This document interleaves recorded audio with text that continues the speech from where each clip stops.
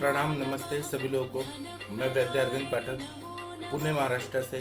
हम लोग अभी माधव निदान करेंगे। थोड़ा मैं पूजा करने में लेट हो गया, लेकिन हम लोग अभी शुरू करते हैं। तो पहले हम लोग धन्वंतरी स्तवन कर देते हैं और फिर हम लोग अपना माधव निदान का क्लास शुरू कर देते हैं। ओम महालक्ष्मी।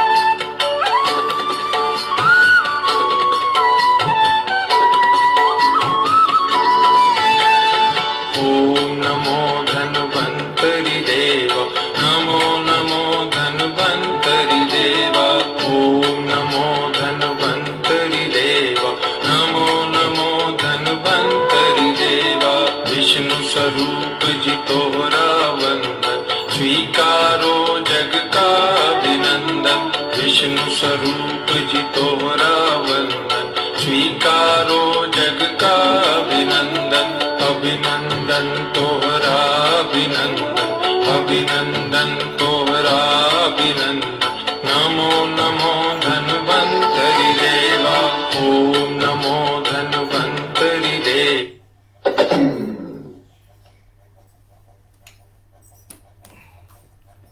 हम लोग अभी माधव निदान शुरू कर देते हैं। प्रणाम नमस्ते। तो अभी हम लोग धन्वंतरी भगवान को स्मरण करके माधव निदान शुरू कर देते हैं। तो माधव निदान में हम लोगों ने ना निदान पंचक शुरू किया था। तो अभी हम लोग रूप क्या होता है, मतलब पहले हम लोगों ने निदान देखा, पूर्व रूप देखा, अब रूप क्या होता है इसके बारे में हम लोग चर्चा करेंगे। तो ऐसा बताया जाता है कि रोग ज्ञान में रूप का ग्रहण करना बहुत जरूरी होता है, मतलब लक्षण देखना बहुत जरूरी होता है, और वो भी प्रत्यात्म लक्षण। जैसे कि आमवात का व्याधि है तो उसमें वृश्चिक दंशवत वेदना होती है। अगर वातरक का पेशेंट है तो मूषिक दंशवत वेदना होती है। मतलब वृश्चिक दंशवत वेदना आमवात में क्या होता है कि बिच्छू काटने जैसा ऐसा पेन होता है। और आमवात में ऐसा होता है कि बड़े बड़े संधियों में उसका अटैक होता है आमवात का। और दूसरा शिफ्टिंग पेन होता है, संचारी वेदना होती है, संचारी शोथ होता है। अगर हम लोग वातरक देखेंगे तो छोटी छोटी संधियों में होता है और रेडनेस आता है, दाह पाक होता है। इसी तरह से ऐसा बताते हैं कि जब रूप देखते हैं कोई भी व्याधि का तो हमें निश्चयात्मक ज्ञान हो जाता है। हम कंफर्म कर लेते हैं कि यह व्याधि ऐसा ही है। अगर निश्चयात्मक ज्ञान नहीं होगा तो हम लोग आगे चिकित्सा किसका करेंगे। इसलिए रूप का बहुत ज़्यादा महत्व रहता है। और हर व्याधि का, जैसे कि ज्वर व्याधि हो गया तो उसमें सर्वांग ग्रहणम, स्वेदा भाव, अंगमर्द, ये जो रहता है, फिर पूरा शरीर में संताप होना, बुखार होना, ये सब होता है तो वो ज्वर माना जाता है। उसमें वात पित्त, पित्त कफज, वात कफज, ऐसे सिम्टम्स जो अलग अलग बताए हैं उस समय समझ आता है कि ये वात कफज ज्वर है, सन्निपातिक ज्वर है। जो ज्वर है वो समझ आता है। ऊर्ध्वक रक्तपित्त में नाक कान आँख से खून आने लगता है, ब्लीडिंग होने लगता है, तो हम समझ जाते हैं कि ऊर्ध्वक रक्तपित्त है। अगर अधोग मार्ग से आ रहा है, योनि मार्ग से, गुद मार्ग से, मूत्र मार्ग से, तो हम समझ जाते हैं कि अधोग रक्तपित्त है। रक्त प्रदर में हैवी मेंसेस हो रहा है तो हम समझ जाते हैं कि यह अस्त्रिकधर की कंडीशन है। इसीलिए हर व्याधि का हमें उसका रूप से समझ आता है कि यह निश्चयात्मक इसी तरह का व्याधि है। और उसी को हम लोग जब अंशांश कल्पना से और देखते हैं तो हमें ये समझ आता है कि ये व्याधि इस तरह के, इस अंशांश कल्पना से ये इस तरह से संप्राप्ति होके यह लक्षण आया है। तो अगर हम ये लक्षण को ध्यान नहीं देंगे, लक्षण को समझेंगे नहीं, तो हम उसको वो संज्ञा कैसे देंगे कि ये जैसे कर्दम कुष्ठ है, कापाल कुष्ठ है, औदुंबर कुष्ठ है, ये हमें लक्षण से ही समझ आता है।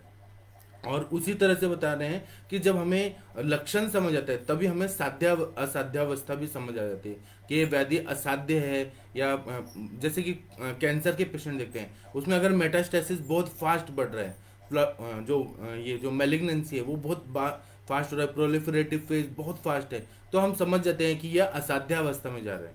तो इसीलिए रूप का जानना बहुत जरूरी होता है। चरक संहिता में बताया है बहुत जगह कि सुख साध्यता के लक्षण ऐसे चरक संहिता में बताया कि हेतु और पूर्व रूपाणी, अगर हेतु और पूर्व रूप अगर बहुत अल्प प्रमाण में रहे और तो फिर ना हम लोग ये समझ जाते हैं कि हेतु और पूर्व रूपाणी इत्यादि ऐसे बताया कि अगर हेतु कम रहे, पूर्व रूप कम रहे, तो हम यह सुख साध्य होता है। और उसी तरह से रूप भी अगर अल्प मात्रा में रहे, रसादी धातु जो है तुल्य गुण ना हो, मतलब दोष दुष्य समूर्छना हो रही है लेकिन अल्प प्रमाण में हो रही है, तो हमें रूप का लक्षण से हमें पता चल जाता है कि यह व्याधि सुख साध्य है। उसी तरह से कष्ट साध्य व्याधियों के लिए चरक संहिता में बार बार ऐसे बताया है कि अगर निदान, पूर्व रूप, रूप, उपशय ये मध्यम बल का है तो यह रोग जो है यह कष्ट साध्य है। उसी तरह से और चरक सूत्रसंग अध्याय 10 में, सूत्रसंग के अध्याय 10 में कष्ट साध्य व्याधि के बारे में बताया है, सुख साध्य व्याधि के बारे में बताया है, याप्य व्याधि के बारे में बताया है, असाध्य व्याधि के बारे में बताया है। इसी तरह से सन्निपात, जरोसाध्य, सन्निपात, तीनों दोष जब आ जाते हैं तो वो असाध्य हो जाता है।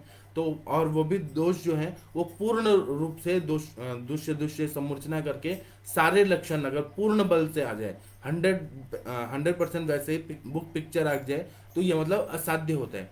तो हमें रूप से ही मतलब सुख साध्य व्याधि है क्या, कष्ट साध्य व्याधि है क्या, असाध्य व्याधि है क्या, यह हमें समझ आ जाता है। इसलिए इसका बहुत ज्यादा सिग्निफिकेंट रोल है कोई भी व्याधि का विनिश्चय करने के लिए। और यह केवल आयुर्वेदिक चिकित्सकों को अपने आयुर्वेद के मेथड से जब हम डायग्नोस करते हैं तो हमें जानना बहुत जरूरी होता है।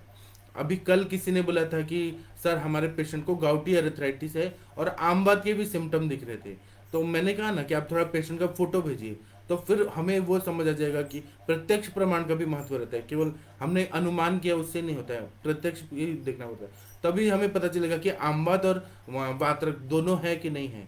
इसी तरह से हमें डायग्नोस करने के लिए वो इजी जाता है। अब ये रूप जो है ना, यह इसको और जानने के आजकल मॉडर्न पैरामीटर्स, मॉडर्न इन्वेस्टिगेशंस का सहारा लिया तो उसमें कोई गलत बात नहीं है। हम लोग एक्सरे कराते हैं, MRI कराते हैं, पैथोलॉजिकल एग्जामिनेशन कराते हैं, तो हमें थोड़ा हिंट मिल जाता है कि इस तरह से ये व्याधि यहाँ पर हुआ है। एनाटॉमिकली, फिजियोलॉजिकली, पैथोलॉजिकली हमें थोड़ा समझ आता है। उसके बाद में जो आगे का जो चौथा नंबर का जो है निदान पंचक में, वो है उपशय। उपशय का बहुत ज्यादा महत्व रहता है कि कोई संकीर्ण लक्षण वाले जो रोग रहते हैं उसमें हमें रोग का निर्णय करना पड़ता है कि ये कौन सी व्याधि है। हम कंक्लूजन में नहीं पहुंचे हैं, हम लोग को थोड़ा थोड़ा समझ आ रहा है, तब हम लोग विशिष्ट आहार विहार देते हैं, तब हमें पता चलता है कि गुड़ लिंग वाले लक्षण यह क्या है। तो इसलिए बताया रहे हैं कि गुड़ लिंगम परीक्षित उपशय अनुपशयात, मतलब जैसे ठंडी बज के बुखार आ रही है तो क्या दिया जाता है, तो गर्म चीजें देते हैं तो उससे उसको अच्छा लग रहा है। इसी तरह से कुष्ठ रोग है और हमें डायग्नोस नहीं हो रहा है तो हम लोग कुछ दवाइयाँ देते हैं। आप लोग भी करते होंगे आपके क्लिनिकल प्रैक्टिस में कि कोई पेशेंट आ रहा है तो हमें डायग्नोस नहीं हो रहा है, स्किन प्रॉब्लम है, तो हम लोग जैसे उसको थोड़ा विरेचन दे देंगे, थोड़ा हम लोग पंचतिक्त घृत गुगुल दे देंगे, कैशोर गुगुल देंगे, गंधक रसायन देंगे, तो उससे अगर उपशय मिल रहा है 7 दिन में, पेशेंट का लक्षण कम हो रहा है, तो हम समझ जाते हैं कि ये व्याधि ऐसा हो रहा है और ये दवाई देने से फायदा हो रहा है। और अगर नहीं हो रहा है, हम कितना भी अच्छा दवाई दे रहे हैं, तो फिर हम दूसरा दवाई पे ये सेलेक्ट करते हैं कि ये दवाई अब देंगे। यह उपशय अनुपशय का बहुत ज्यादा महत्व रहता है। अनुपशय मतलब असात्म्य और उपशय मतलब सात्म्य, जो मतलब हमें समझ आता है, उससे कंक्लूजन तक हम लोग जा सकते हैं। इसका बहुत ज्यादा महत्व रहता है। चरक दिमाग स्थान में इसके बारे में बहुत अच्छे से बताया है कि उपशय जो है वो रोग ज्ञान के लिए बहुत ज्यादा उपयोगी रहता है।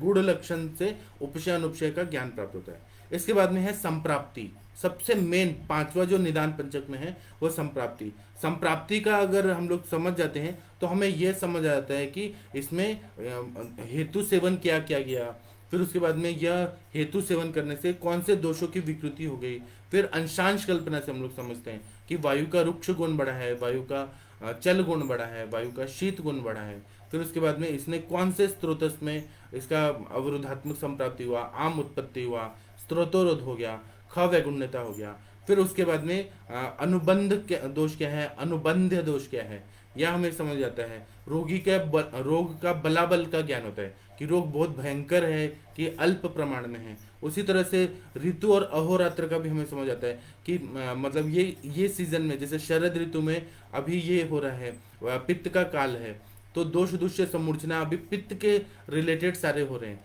तो हमें ना जो भी चीज है ना, ये संप्राप्ति से समझ आता है कि इस तरह से ये पैथोलॉजिकल चेंजेस बॉडी में आने लगे, इस तरह से पैथोलॉजी बनी और यह संप्राप्ति बनने लगा। तब हमें रोग ज्ञान करने में और ज्यादा समझ आता है इसलिए हम लोग ना हर व्याधि में यह एक बेसिक चीज है, और आगे आने वाले लेक्चर्स में हम लोग इसी पे चर्चा करेंगे कि यह व्याधि किस तरह से हुआ शरीर में, संप्राप्ति के स्टेप्स कैसे कैसे हुए। और हमें हर वैद्य को ये आना ही चाहिए कि दोष जैसे हेतु सेवन हम लोग निकाल लेते हैं केस टेकिंग में, तो हेतु सेवन हुआ, फिर ये ऐसा ऐसा हुआ, ऐसा ऐसा हुआ, ऐसे संप्राप्ति हुआ, इसका जानना बहुत जरूरी है। तो अब इस तरह से मैंने शॉर्ट में बता दिया कि निदान इंपॉर्टेंट होता है, पूर्व रूप इंपॉर्टेंट रहता है, उपशय इंपॉर्टेंट रहता है, संप्राप्ति, ये निदान पंचक रहते हैं, इनको पंच निदान भी कहा जाता है। सुश्रुत भी कहते हैं कि हेतु और लक्षण को निर्देश करने के कारण इसको निदान कहा जाता है। और सुश्रुत सूत्र स्थान अध्याय 3 में इसके बारे में उल्लेख किया गया है। और ऐसा बताते हैं कि निर्दिश्यते व्याधि ही अनेन इति निदानम, जो व्याधि का निर्देश करता है उसी को हम लोग निदान करते हैं, कहते हैं। निदान शब्द हेतु के रूप में भी आता है और डायग्नोस करने के लिए भी आता है निदान, तो इसीलिए इसको जानना बहुत जरूरी है। और व्याधि की उत्पत्ति का ज्ञान जो रहता है यह हमें इसी तरह से समझ आता है कि यह ऐसे से संप्राप्ति हुआ, ऐसे से व्याधि हुआ, तो इसको जानना बहुत जरूरी है। इसी तरह से निदान का अगर हम लोग शब्दार्थ करते हैं, मतलब निरुक्ति कि ये निदान शब्द बना कैसे है, तो नि शब्द का मतलब है निश्चयार्थक, निश्चय रूप में जो ज्ञान होता है उसका मतलब होता है नी। और उसी तरह से आज मैं तेरा निदान करूंगा, मतलब मैं आज आपका डायग्नोस करूंगा, तो नी मतलब निश्चय रूप में हम लोग डायग्नोस करते हैं।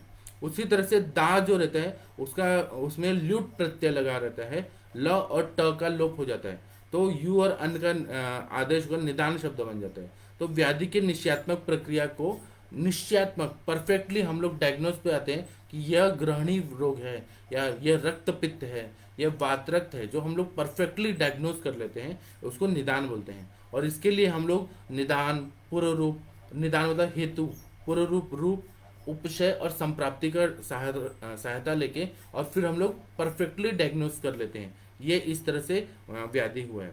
इसी को भट्टार हरिश्चंद्र जो हैं उन्होंने जो चरक संहिता पे टीका लिखी है वह लिखते हैं कि या गौ न बिना कष्ट के हम लोग दूह नहीं सकते हैं, हमें कष्ट करना पड़ता है, हमें सुबह उठना पड़ता है, गाय के पैर बांधने पड़ते हैं, फिर बछड़े को लेके आते हैं तो स्तन्य प्रवृत्ति होती है, फिर बछड़े को अलग किया जाता है, फिर उसको पूरा स्तनों को धो के, गौ स्तनों को, और फिर हम लोग धोते हैं तो फिर हमें दूध मिलता है। इसी तरह से निदान करने के लिए भट्टार हरिश्चंद्र बोलते हैं कि हमें थोड़ा मेहनत करना पड़ता है, होमवर्क करना पड़ता है, तभी हमें हेतु समझ आता है कि इसने। और इसीलिए जो केस शीट आदरणीय गुरुजी वैद्य समीर जमदग्नि सर ने दिया है ना, उसमें सारे पॉइंट्स बताएं कि पेशेंट का नाम देखिए, पेशेंट का पत्ता देखिए, पेशेंट का जन्म स्थान देखिए, पेशेंट का मतलब कौन से ऋतु में जन्म हुआ है, कौन से देश में जन्म हुआ है वह देखिए, फिर पूर्ववृत्त देखिए कि पहले में उसको पहले क्या व्याधि हो गया है, उसके बाद में कुल वृत्त क्या है, मतलब घर में किसी को दादा दादी इनको कोई व्याधि हुई है कि नहीं, उसी तरह से फिर उनके अभी मेन सिम्टम क्या है, फिर उसके बाद में एसोसिएटेड सिम्टम्स क्या हैं, फिर उसके बाद में सुबह कितना बजे उठते हैं, कितना बजे सोते हैं, उठने के बाद एक्सरसाइज करते हैं कि नहीं करते हैं, उसके बाद में मधुर अम्ल लवण तिक्त कटु कषाय में क्या चीज़ का सेवन करते हैं। वो जो केस पेपर हम लोग डिस्कस करते हैं ना, उसका एक बार और सेशन लेंगे डायग्नोस करने के पर्पज से कि इस तरह से निदान किया जाता है। और फिर रात्रि जागरण कैसा है, ब्रह्मचर्य पालन कर रहे हैं कि नहीं, मानसिक उनका क्या हेतु हो रहा है, ये सारा जो रहता है ना, उससे हमें व्याधि को समझ, जिस तरह से गाय को दूहने के लिए मेहनत करना पड़ता है तभी हमें स्वच्छ दूध मिलता है, उसी तरह से डायग्नोसिस हमें परफेक्ट करने के लिए हमें इसका सहारा लेना ही पड़ता है कि निदान, पूर्व रूप, उपशय और संप्राप्ति, इसके साथ ही हम लोग व्याधि को समझ पाते हैं। केवल रिपोर्ट्स लेके आए और कोई बोलेगा कि हमें ना गाउटी अर्थराइटिस ऐसा डायग्नोस हुआ है, मॉडर्न ने यूरिक एसिड बढ़ा हुआ देखा और उससे हुआ, तो यह आयुर्वेद का मेथड नहीं है। आयुर्वेद पूरा हेतु पे जाता है, उपशय, अनुपशय, पूर्व रूप, संप्राप्ति, इसको समझ के फिर हम लोग अपना फाइनल मतलब डायग्नोसिस करते हैं, परफेक्ट डिफरेंशियल डायग्नोसिस करते हैं, तभी हम लोग चिकित्सा को आगे बढ़ते हैं। कोई भी आया तो गाउटी अर्थराइटिस के लिए आयुर्वेद में क्या दवाई है, और कोई बोलेगा कि ये दवाई दे दो, ऐसा आयुर्वेद नहीं है। आयुर्वेद में पूरी तरह से स्टेप बाय स्टेप चलना पड़ता है, तब हमें व्याधि का जो प्रत्यात्म लक्षण है उससे आगे हम लोग चिकित्सा कर सकते हैं। अब आ रहा है 5वां श्लोक। इसमें निदान शब्द जो है उसके बारे में बहुत अच्छे से विस्तार से बताया है कि निदान, हेतु, आयतन, ये जो इसके पर्याय शब्द, पर्यायवाची सिनोनिम्स है, उसके बारे में, ये निदान के बारे में बता रहे हैं और इसको जानना बहुत जरूरी है। हर चिकित्सक को इसके बारे में बहुत ज़्यादा डीप में जानना जरूरी है। तो 5वां नंबर का श्लोक देखिए, माधव निदान का पहला चैप्टर का 5वां नंबर का श्लोक। इसमें ऐसे बता रहे हैं कि निमित्त हेत्वाय तन प्रत्योत्थान कारण ही निदानम आहु पर्याय ही। इसमें ऐसा बता रहे हैं कि निदान जो रहता है, इसके सिनोनिम्स क्या रहते हैं, पर्यायवाची शब्द क्या रहते हैं। तो पहला होता है निदान, ये भी पर्यायवाची शब्द है, निदान। फिर हेतु, आयतन, प्रत्यय, उत्थान और कारण, ये निदान के सिनोनिम्स रहते हैं, पर्यायवाची शब्द रहते हैं। तो हमें निदान से, पूर्व रूप से, रूप, उपशय, संप्राप्ति से, इससे समान जाति या असमान विशेष जाति के लक्षणों का वर्णन आवश्यक हो जाता है। ये क्या क्या हेतु है, क्या क्या पूर्व रूप है, क्या क्या रूप है, क्या क्या उपशय है, क्या क्या संप्राप्ति है। तो अब हम लोग जब देखते हैं कि निदान शब्द जो रहता है उसके 4-5 पर्यायवाची शब्द होता है, निमित्त, हेतु, आयतन, प्रत्यय, उत्थान, कारण। इससे जो हमें अर्थ बोध होता है, इसका मीनिंग समझ आता है, उसको हम लोग निदान बोलते हैं। न्याय दर्शन में इसी को बता रहे हैं कि जैसे बुद्धि, उपलब्धि और ज्ञान, ये एक ही शब्द के 3 अर्थ बताते हैं। उसी तरह से निदान के भी निमित्त, ये जो बताया, हेतु, आयतन, प्रत्यय, उत्थान, ये कारण, ये सारे उसके पर्यायवाची शब्द हैं। इसी तरह से प्रश्न ये उठता है कि हम लोग अगर रोग कारण अलग अलग माने तो फिर हमें एक ही अर्थ से ये क्यों नहीं, एक ही अर्थ क्यों नहीं बोला कि निदान बोल दिया या हेतु बोल दिया। तो इसका मतलब यह है कि जब हम लोग इसको अलग अलग शब्द से करते हैं तो उसका भी सिग्निफिकेंट रोल रहता है। दूसरी तरह से फिर बताते हैं कि निदान स इति कर्तव्यता इत्यादि। इति कर्तव्यता मतलब रोगोत्पादक कारण को निदान कहा जाता है, ये इन्होंने बताया। मिथ्याहार विहार से दोषों का प्रकोप होता है, जैसे दही खा लिया बहुत ज़्यादा तो उससे सर्दी जुकाम होगा ही। अगर रात में दही खाया तो अभिसंधि रहेगा और सर्दी जुकाम होगा ही। रात को आइसक्रीम खा लिया तो सुबह जरूर सर्दी जुकाम होगा, सर दर्द होगा। तो इससे हमें मिथ्याहार विहार से हमें समझ आ जाता है कि यह व्याधि का यह कारण है। उसी तरह से प्रकोपित दोष जो रहते हैं वही रोगों के कारण होते हैं, तो हमें निदान से ही समझ आता है। उसी तरह से संहिताओं में ऐसे लिखा है कि सर्वेशम मेव रोगाणाम निदानम कुपिता मलाहा, मतलब सभी रोगों का जो निदान हेतु रहता है वो कुपित मल होते हैं। तत्प्रकोप से हेतुस्तु विविधा अहित सेवनम, दोषों का प्रकोप करने का अगर हेतु देखेंगे तो विविधा अहित सेवनम, अलग अहित रूप से जो सेवन किया जाता है उसको ही निदान कहा जाता है। उसी तरह से संप्राप्ति के बारे में बता कि यथा दुष्टेन दोषेन यथा चानु विसर्पता, इस तरह से दोष दुष्ट हुए, उन्होंने दुष्यों को दूषित किया, इस तरह से फिर वो आगे आगे बढ़ते गए और स्त्रोतसों में गए। ख वैगुण्यता मिलने के बाद स्थान संशय हुआ, फिर व्यक्ति भेद हुआ, इस तरह से हुआ। तो यथा दुष्टेन दोषेन यथा चानो विसर्पता, ये संप्राप्ति का एक स्टेप है। हम लोग जब डायग्नोज करते हैं, आगे आने वाले लेक्चर्स में हम लोग हर संप्राप्ति देखेंगे कि ऐसे ऐसे दोषों का प्रकोप हुआ और इस तरह से व्याधि हुआ, तो हमें ये समझ जाता है। संप्राप्ति के बारे में बोलते हैं कि यन्मते व्याधि जन्म संप्राप्ति, इस तरह से व्याधि का जन्म हुआ, व्याधि की उत्पत्ति हुई, तो यह संप्राप्ति होती है। व्याधि जन्म को संप्राप्ति का लक्षण मानते हैं। और निदान का मतलब है कि रोगोत्पादक हेतु, रोग का उत्पादन करने का जो हेतु रहता है उसको हम निदान बोलते हैं, और वह जाके संप्राप्ति तक चला जाता है। तो हम संप्राप्ति में व्याधि होने का पैथोजेनेसिस होता है, इस तरह से व्याधि उत्पन्न हुआ। यह मैं बार बार इसलिए रिपीट कर रहा हूँ क्योंकि आचार्यों ने इसी मेथड से बताया, बार बार निदान, पूर्व रूप, उपशय, संप्राप्ति, इसको अच्छे से डिस्क्राइब किया गया है। अब इसी को आगे बता रहे हैं कि निदान जो रहता है वो अलग अलग प्रकार का होता है। आचार्यों ने बताया है कि कोई निदान होता है वो सन्निकृष्ट कारण होता है, कुछ विप्रकृष्ट कारण होता है, कुछ व्यभिचारी कारण होता है, कुछ प्राधानिक कारण होता है। आप लोगों ने ये सारा चीज माधव निदान में पढ़ा है, लेकिन अभी जो हो रहा है ना वह अभी हम लोग रिवाइज कर रहे हैं और उसको हम रिव्यू कर रहे हैं फिर से कि हमारा क्लिनिकल प्रैक्टिस और अच्छा रहे। तो सन्निकृष्ट कारण क्या होता है, तो वह हेतु रहता है जिसका परिणाम शीघ्र ही रहता है। मतलब जैसे दही खाया, रात में बहुत ज्यादा ठंडा फ्रिज से निकाला हुआ दही खा लिया, या बहुत ज्यादा अति मात्रा में दही खाया, या बहुत ज्यादा कोल्ड ड्रिंक्स पी लिया रात को, तो नेक्स्ट डे क्या होगा कि सर्दी जुकाम हो जाएगा, फिर सर दर्द होगा, फिर खांसी आने लगेगी।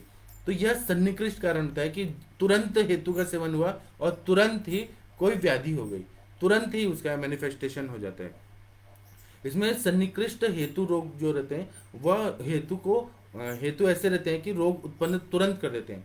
दूसरा रहता है कि विप्रकृष्ट हेतु, इसमें टाइम लगता है।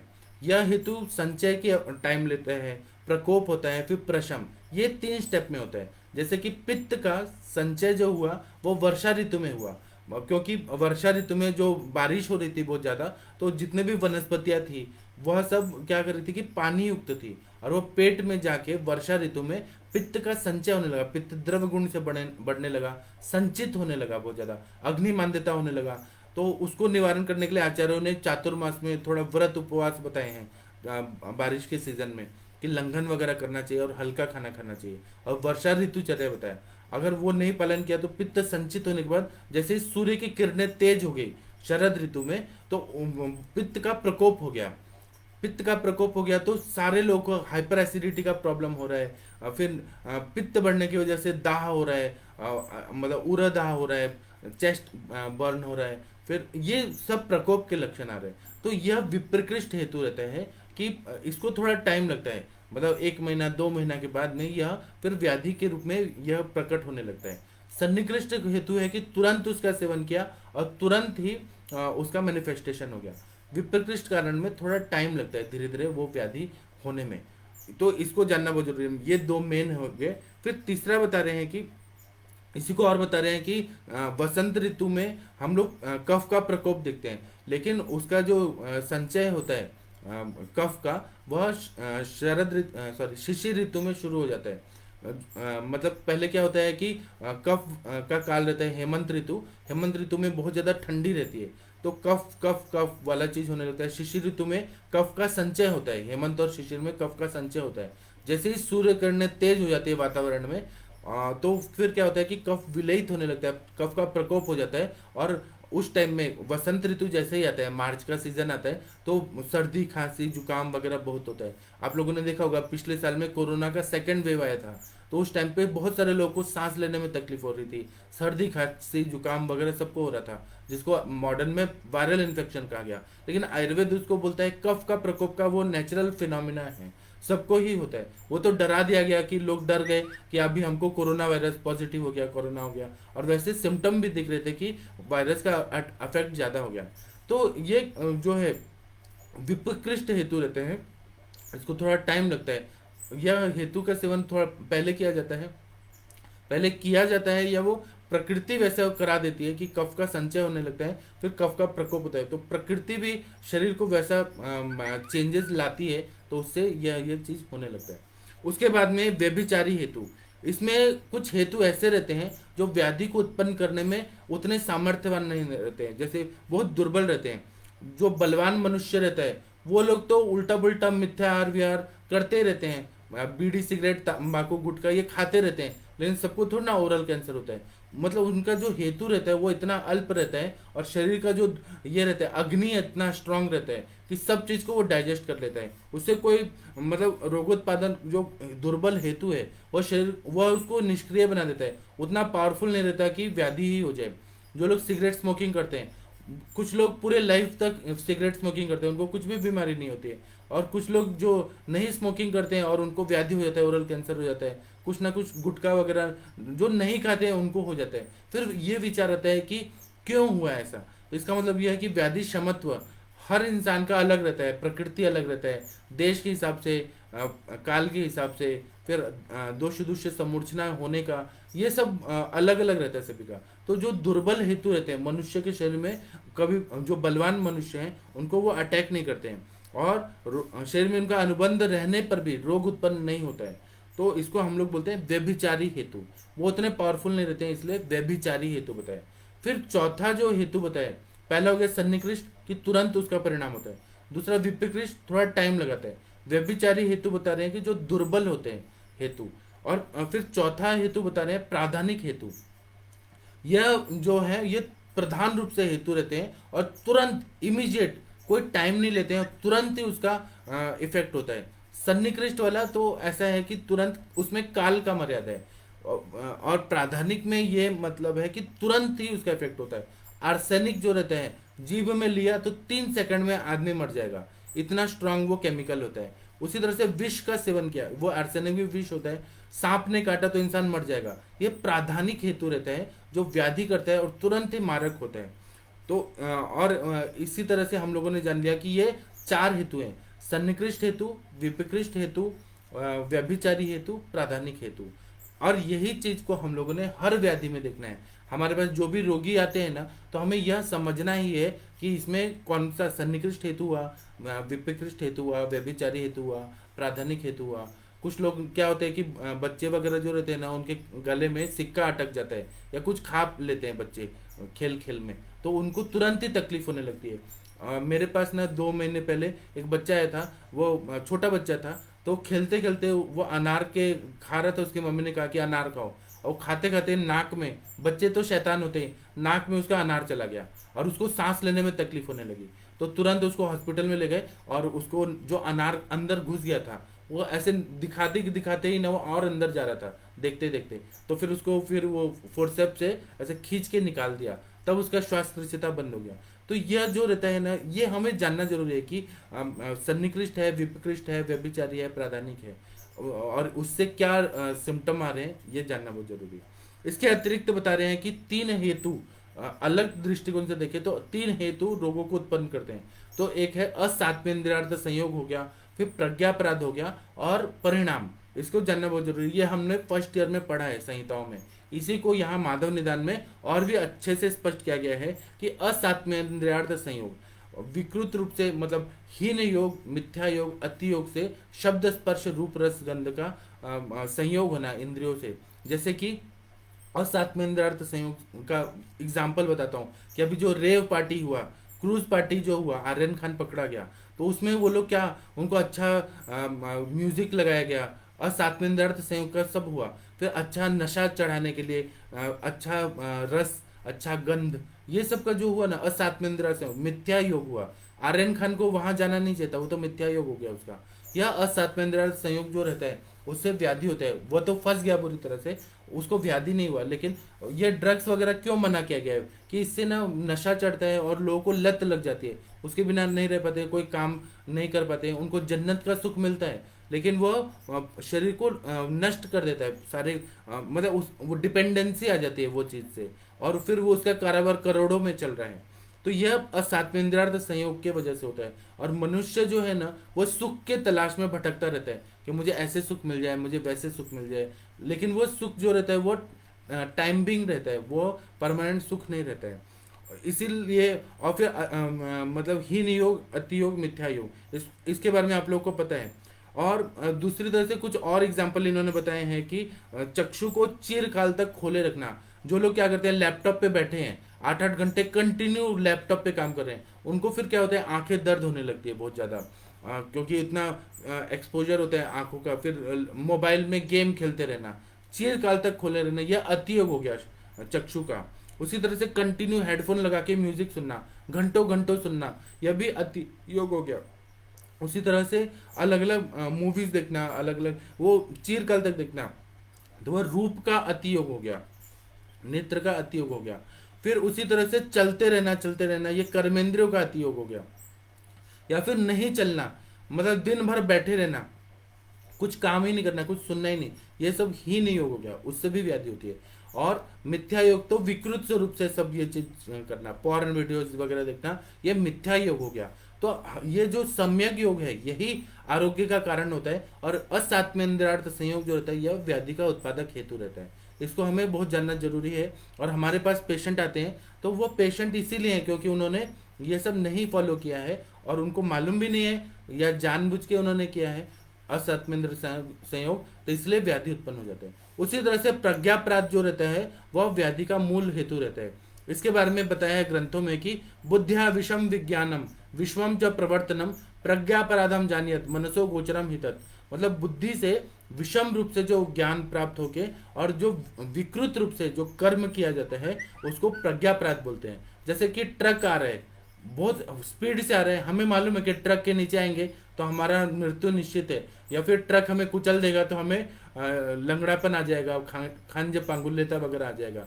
लेकिन जानबूझ के वहां पर जाना, इसको बोलते हैं प्रज्ञापराध। उसी तरह से धी धृति स्मृति विभ्रष्ट यत् कुरुते अशुभम प्रज्ञापराधम विजानियत सर्व दोष प्रकोपणम। मतलब बुद्धि से, धृति धारणा शक्ति से, फिर स्मृति से मालूम है पहले कुछ बुरे काम हो चुके हैं, उसके बाद में भी अब जैसे कि आर्यन खान को अभी जेल हुआ, इतने दिन से वो जेल में है, उसके बाद भी उसकी स्मृति में आ गया कि ऐसा पनिशमेंट मिलता है, उसके बाद में भी वो अगर वही ड्रग्स लेगा, वही रेव पार्टी करेगा, तो धी धृति स्मृति विभ्रष्ट यत् कुरुते अशुभम, अशुभ कार्य किया जाता है तो उसको बोलते हैं प्रज्ञापराध, बुद्धि से किया हुआ अपराध जो शरीर को नुकसान करता है। अब उसका रेपुटेशन भी नष्ट हो गया, उससे शरीर को भी नुकसान हुआ है, और उसको कैदी लोगों के साथ रहना पड़ रहा है। वो जो बैरक बना है ना जेल में, आर्थर रोड जेल में, उसमें 4-5 जो इंसान एसी में रहता था और लग्जरियस लाइफ जीता था, आज उसको कैदी लोगों के साथ रहना पड़ता है, और वो भी क्रिमिनल्स के साथ रहना पड़ रहा है। उसी तरह से खाना पीना भी उसको सूखा दाल रोटी मिल रहा है, और वो नहीं खा रहा है तो कैंटीन से 4,500 रुपये भेजा गया है, शाहरुख खान ने भेजा है, तो फिर बिस्किट और बिस्लरी वाटर और यही सब खा के, स्नैक्स खा के ही रह रहा है, और उसके पैसे भी खर्च नहीं। यह उसके स्मृति में आ गया है कि मैंने ऐसे किया, मैं पकड़ा गया तो मुझे ये चीज़ है। इसको करने के बाद भी वो जो प्रज्ञापराध, इसी तरह से व्याधि में भी हमारे पास पेशेंट आते हैं, तो बहुत सारे पेशेंट होते हैं जो उधर के पेशेंट होते हैं। जब मैं इंटर्नशिप कर रहा था ना, तो मैंने देखा था हम लोग का इंटर्नशिप ना गवर्नमेंट हॉस्पिटल में होता था, और कभी कभी आयुर्वेदिक वार्ड में भी हम लोग जाते थे गवर्नमेंट हॉस्पिटल के। यहाँ ससुन आयुर्वेदिक हॉस्पिटल, ससुन एलोपैथी का हॉस्पिटल है, गवर्नमेंट हॉस्पिटल है, उसमें आयुर्वेदिक वार्ड में हम लोग को कभी कभी जाना पड़ता था इंटर्नशिप के टाइम में। तो वहाँ मैंने खुद देखा है कि उधर रोगी हैं, जलोदर रोगी हैं, वो लोग ना 6 महीना से लेटे हुए हैं बेड पे, और उनका फिर चिकित्सा किया जा रहा है, वो ठीक हो जाते हैं, और उसके बाद में फिर वो 6 महीने के बाद आएंगे, फिर से वो पेट फुला के और फिर सो जाएंगे। तो ये प्रज्ञापराध, मालूम है कि शराब पीने से जलोदर होगा, लीवर फेल होगा, फिर वही काम करते हैं, तो ये होता है प्रज्ञापराध। तो हमें यह जानना बहुत जरूरी है। पेशेंट को बार बार बोलना पड़ता है कि दिनचर्या फॉलो करिए, दिनचर्या फॉलो करिए, नहीं तो आपको व्याधि फिर से होगा। व्याधि होगा तो फिर आपका आर्थिक नुकसान भी होगा, शारीरिक नुकसान भी होगा, मानसिक नुकसान भी होगा, टाइम वेस्ट भी होगा। हमें बार बार ये बताना पड़ता है प्रज्ञापराध को रोकने के लिए। क्योंकि क्या होता है कि बुद्धि भ्रंश जब होता है, धैर्य भ्रंश होता है, स्मृति भ्रंश हो जाता है, तो वो जानबूझ के उल्टे पुल्टे काम करने लगता है। उसी तरह से परिणाम, परिणाम का बहुत ज्यादा महत्व रहता है। परिणाम काल को कहते हैं, यह क्षण क्षण में बदलता है। टाइम जो रहता है वो हर सेकंड में चेंज होते रहता है। जैसे कि अभी रात था कुछ देर पहले, उसके बाद में अभी सूर्योदय हो रहा है, तो यह प्रातः काल है। उसके बाद कुछ देर के बाद मध्याह्न होने लगेगा, दोपहर होने लगेगा, फिर शाम होने लगेगा, फिर रात्रि होने लगेगा। इसी तरह से हम लोग देखते हैं एक अहोरात्र, 24 घंटे का एक अहोरात्र रहता है, फिर 15 दिन का पक्ष रहता है, शुक्ल पक्ष और कृष्ण पक्ष, यह माना जाता है। उसी तरह से एक महीने को, जैसे अभी अक्टूबर महीना चल रहा है, और वैसे देखा जाए हिंदू कैलेंडर से तो कार्तिक महीना चल रहा है, तो यह हमें समझ आता है, यह मास बोलते हैं। और फिर उसी तरह से ऋतु रहता है, तो अभी शरद ऋतु चल रहा है। उसी तरह से अयन देखते हैं, दक्षिणायन चल रहा है कि उत्तरायण चल रहा है, वो देखा जाता है। उसी तरह से संवत्सर कौन सा चल रहा है, साल कौन सा चल रहा है, वह हम लोग देखते हैं। तो शक संवत अलग है, विक्रम संवत अलग है, तो वह जो रहता है कि ये 2000 इतना, यह ये है। अभी 2021 चल रहा है अंग्रेजी कैलेंडर के हिसाब से, तो 2021 में कोरोना जो आया था, सेकंड वेव आया था, थर्ड वेव में थोड़ा कम है, मीडियम है, मॉडरेट है, नुकसान नहीं पहुंचा रहा है, तो अनलॉकडाउन सब जगह हो गया है। तो हम लोग ये साल से भी याद करते हैं, 2020 में सबसे ज्यादा कोरोना का प्रकोप था, तो ये जो हम समझते हैं ना, इसको परिणाम बोला जाता है, और इसको सूक्ष्म रूप से हम लोग समझते हैं कि ये टाइम पे ये व्याधि होता है, ये टाइम पे ये होता है। प्रातः काल में कफ का काल है, दोपहर में पित्त का काल है, शाम को वायु का काल है, ये हम लोग समझ जाते हैं। फिर इसी तरह, और इसका क्या इफेक्ट पड़ता है वो भी जानना जरूरी है। जैसे शीतकाल में बहुत ज्यादा शीत होना, ठंडी में बहुत ज्यादा ठंडी पड़ना, तो वो व्याधि का कारण हो जाता है, तो अति हो गया। ठंडी में ठंडी न पड़ना, वो हीन योग हो गया। और ठंडी का सीजन है तो बारिश बहुत ज्यादा होना, ये मिथ्या योग है। मतलब वो ऋतु में वो चीज अपेक्षा नहीं है, और अगर बारिश हो जाता है तो उस टाइम पे वायरल इन्फेक्शन बहुत ज्यादा बढ़ जाते हैं। मॉडर्न के हिसाब से, आयुर्वेद के हिसाब से वायु के सिम्टम ज्यादा दिखने लगते हैं अगर वर्षा हो गई तो हीन योग से भी व्याधियां होती हैं, अति योग से भी व्याधियां होती है काल के, और मिथ्या योग से भी काल के व्याधियां होती है। इसको जानना बहुत जरूरी है। मिथ्या योग में जैसे उष्ण काल में अगर गर्मी का सीजन है और बरसात होने लगी, या गर्मी का सीजन है और बरसात में ओले पड़ने लगे, जबकि वो सीजन में वो अपेक्षित नहीं है, तो जो शरीर में दोष रहते हैं ना वो गड़बड़ा जाते हैं, क्योंकि बॉडी जो रहता है वो कोप अप नहीं कर पाता उस सीजन। अब जो स्पॉन्टेनियस चेंजेस आ जाते हैं उससे वो शरीर कोप अप नहीं होता है और व्याधिग्रस्त हो जाता है। तो इसीलिए बहुत ज़्यादा हमें वर्षा ऋतु में बारिश बहुत ज़्यादा होना, या वर्षा ऋतु में बारिश ही ना होना, ये हीन योग हो गया, अति योग हो गया, या बारिश के सीजन में बहुत ज़्यादा गर्मी पड़ने लगना, ये मिथ्या योग हो जाता है। तो इसको समझना बहुत जरूरी है कि असात्वेंद्र संयोग क्या होता है, प्रज्ञापराध क्या होता है और परिणाम क्या होता है। और इसी तरह से जनोपध्वंस जन्य व्याधियां होती हैं, जैसे कोरोना का टाइम आया, उसके पहले स्वाइन फ्लू का टाइम आया, जनोपध्वंस हुआ आगंतुक कारणों की वजह से। ये विकृत देश हो गया, विकृत काल हो गया, हर चीज विकृत होना, पानी विकृत हो जाना, ये सब जनोपध्वंस कारण रहता है, उसको भी जानना बहुत जरूरी होता है। और ऐसे बोलते हैं कि जनोपध्वंस का कारण क्या बताया है, विमान स्थान में ऐसे बताया है कि तस्य मूलम अधर्म तन मूलकम बात कर्म पूर्व कृतम तयर उन्हें प्रज्ञापराध ही जनोपध्वंस का कारण होता है। चाइना ने वो कोरोना वायरस बनाया एक लैब में, फिर वो छोड़ दिया सब जगह, और फिर वहां वो पूरी, तो ये प्रज्ञापराध ही है, जानबूझ के पूरी दुनिया को तकलीफ दिया गया, ये प्रज्ञापराध किया गया। तो यह जनोपध्वंस का मूल कारण अधर्म ही है, जो गलत इंटेंशन से किया जाता है कर्म, और उसका ही सभी को परिणाम भुगतना पड़ता है कि पूरा विकृत देश ही हो जाता है, काल ही हो जाता है, विकृत पानी हो जाता है, वहां पर चीख पुकार मच जाती है, सब लोग बहुत ज्यादा संकट में आ जाते हैं, इसको जनोपध्वंस कहा जाता है। तो इसको जानना बहुत जरूरी है। इसी तरह से निदान को और देखेंगे तो कुछ दोष हेतु रहते हैं जो दोषों को प्रकोप करते हैं, कुछ व्याधि हेतु रहते हैं, और कुछ दोष व्याधि दोनों हेतु रहते हैं। इसका वर्णन जो बताया है वो हम लोग कल करेंगे, क्योंकि रोज थोड़ा थोड़ा पढ़ना चाहिए आयुर्वेद, एक ही दिन सब पढ़ेंगे तो पूरा कंफ्यूजन हो जाएगा। तो मैं अभी का लेक्चर समाप्त करता हूँ। आप सभी लोगों को, वैद्य लोगों को प्रणाम। आप लोग पढ़िए और आगे बढ़िए, और आज संडे एंजॉय करिए। आज मैंने स्पेशल ये किया, और आज दोपहर में कुछ और लेक्चर होगा, उसका अपडेट कर दिया जाएगा। तो सभी लोगों को प्रणाम, नतमस्तक होके मैं सभी को प्रणाम बोलता हूँ। नमस्ते।